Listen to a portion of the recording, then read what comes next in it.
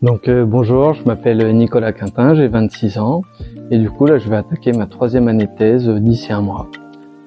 Alors du coup ma thèse c'est l'étude de matériaux à l'échelle microstructurale, donc à des échelles très petites, et on va étudier la composition chimique de ces matériaux.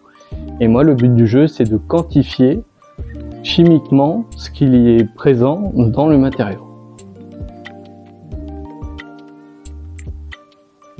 Alors moi c'est un peu particulier, donc c'est par l'intermédiaire d'une de mes professeurs de master, qui est aujourd'hui ma directrice de thèse, et elle a toujours su mon appétence pour le domaine industriel.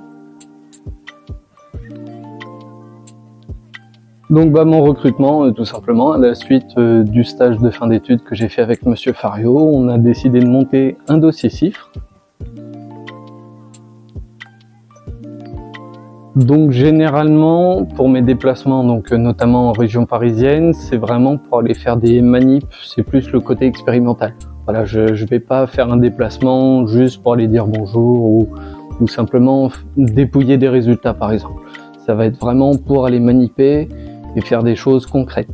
Après, dans la vie de tous les jours, ça va être surtout en entreprise où je vais être présent au sein de la société pour avancer sur mes résultats, sur la machine, et après j'irai voir de temps en temps ma directrice de thèse pour synthétiser les résultats et voir avec elle les perspectives scientifiques.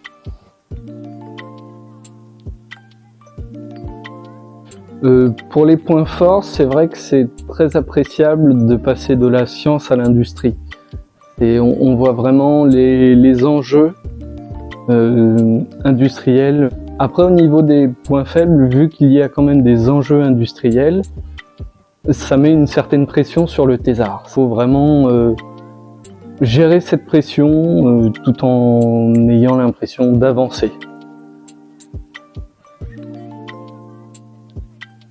Alors moi, je suis un peu mal placé, on va dire. Je voulais pas faire de thèse. C'est voilà, en master, fallait pas me parler de thèse. Je voulais pas faire de thèse et surtout pas une thèse dans les matériaux. Donc j'ai envie de vous dire, ne vous mettez pas de limites.